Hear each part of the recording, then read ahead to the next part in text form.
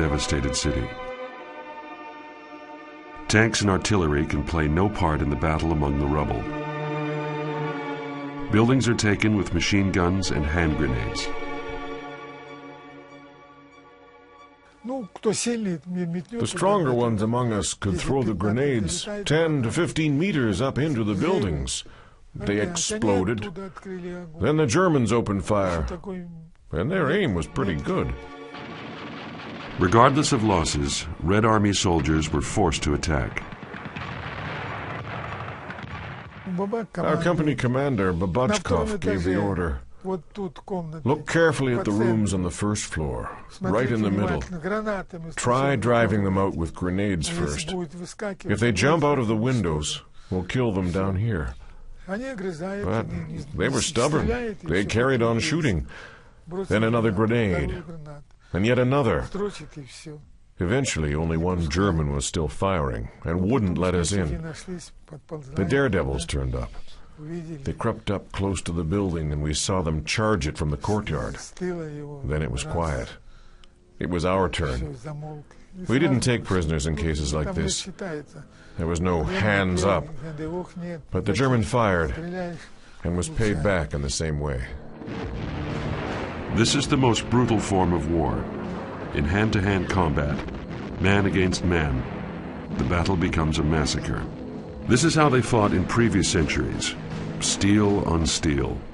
When the Russians suddenly jumped into our trenches, there was only one thing to do: grab a spade and hit in such a way that you struck right here, below the head, cutting the artery and put them out of action. In this war, no weapons are barred, even the flamethrower. There was growing despair on the Russian side too. These will be the last words I write you. You'll never see me again. We're parting forever. Somehow I've become indifferent, and I'm not really afraid to die. Sorry if I'm causing you pain. If only I could see you one more time. Newcomers to the front cannot cope with the hell of Stalingrad. After 2 or 3 days, I noticed that these young men were no match for what was happening. They came back, and they were mentally disturbed. They laid down their arms. They had cracked up. They spoke mindlessly. To put it mildly, they'd gone mad. The pictures on the weekly newsreel show a different war. Young soldiers, well cared for during a ceasefire. Reality is different. They are badly neglected and absolutely exhausted. The longer you're out there as a soldier, the more deadened you become.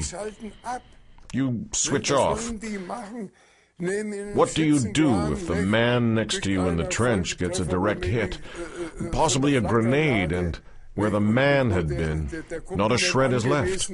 The grenade or the artillery missile might have exploded in his body, and then only shreds fly about. That is war. That's what war looks like, and that's the truth. Dear ones, at last I've arrived at Europe's river of fate. You'll be astonished to hear that the city which has been the object of such fierce fighting is still not in our hands. The Russians are still holding out, but not for long. The decision can come any day now. You can count yourself lucky every day that you don't get hurt. By the time you get this letter, the special news flash about Stalingrad's fall will have come through. How simple a piece of news like that sounds in the peace and quiet of home. But only those who have experienced something similar will ever know what goes with a report like that. How many victims were sacrificed? How many best friends were lost?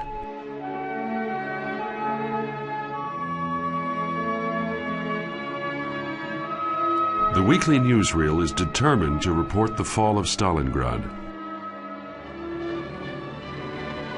The southern part of the city is firmly in German hands. Our soldiers are hoisting the swastika above an area that was fiercely fought over.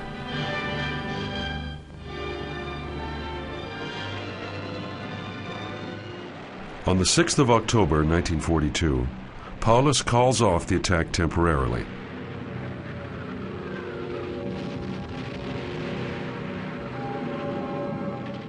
The troops are not prepared for the winter. They're badly neglected and cannot even hold a completely conquered Stalingrad. Hitler orders total appropriation of the city. For him, the battle has long since become a question of prestige. Because it was Stalin's city, Stalingrad. That was the point, exactly. That the dictator on the other side was saying, "The city bearing my name will not be taken." Then the two dictators get stuck into it and sacrificed endless numbers of people to an end, which is speaking in ideological and military terms. Absurd. There are immense losses on both sides. Time is blood. That is the motto of the defender. Hitler's chief of the general staff has warned that the front is overstretched, the losses are too high. In the coming winter, catastrophe threatens. Darauf tobte Hitler went into a rage and bellowed at Hulda. "How dare you judge what one can expect from soldiers and officers? During the First World War, you sat in your swivel chair in General Staff, and that's where you've been this time. I have experience at the front. I know you can expect soldiers, non-commissioned officers, and officers to be willing to die. It's a matter of honor." Hitler's helper, Halder, is dismissed. The senseless killing continues. The Red Army loses 2,500 men every day. This footage is shot in a Soviet hospital. The Germans don't let cameras into their hospitals.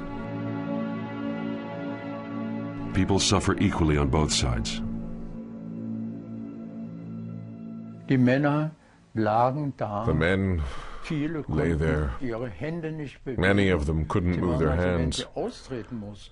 So when they were discharged, they weren't able to button up their trousers. They wet their pants. They soiled themselves without even noticing. Amazingly, I didn't smell it, even though it must have stank to high heaven. I'd gotten used to it. But when I walked into the cellar with 2 Red Army soldiers and told them this was a hospital, where there were many sick people, the soldiers reeled from the dreadful stench.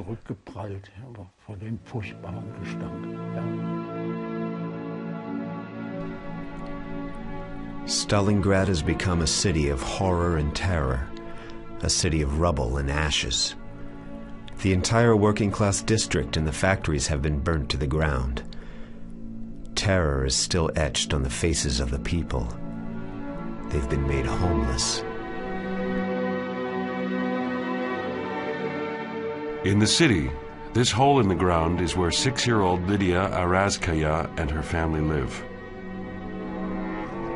They've lost everything, but they're still alive. One day, my father opened the cover of our trench and asked the neighbor who was living in a hole in the ground next door to us, "Are you still alive? Are you still alive? Come out." The whole area was level with the ground. There were no more houses standing. When my father opened the cover, the sniper saw him.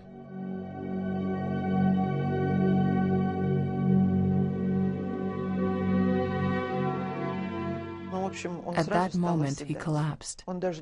He hadn't even finished his sentence. He said, "Are you still?"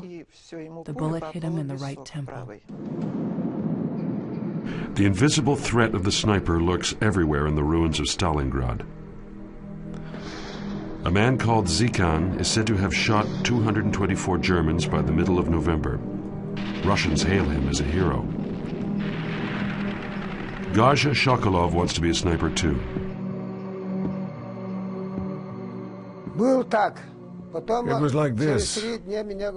After 3 days, someone said to me, "You're slit-eyed, so you should be able to shoot well.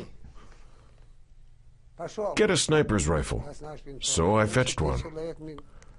4 of us were walking along the bank of the Volga. We had to shoot at the insulators on the telegraph poles. I hit 2 out of 3. The others, only 1 each. On the second day, I hit 3, and the others none at all. The commander told me, "You're a sharpshooter now." Sharpshooters like Garja Shokolov keep their adversaries in constant fear.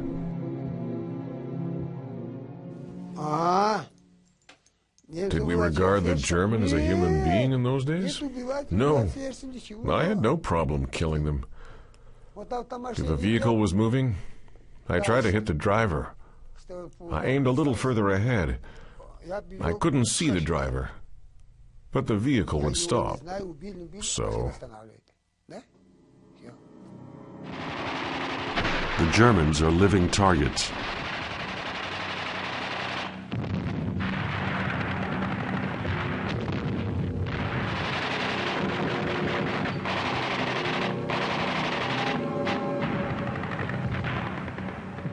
Then a steel helmet came flying through the air.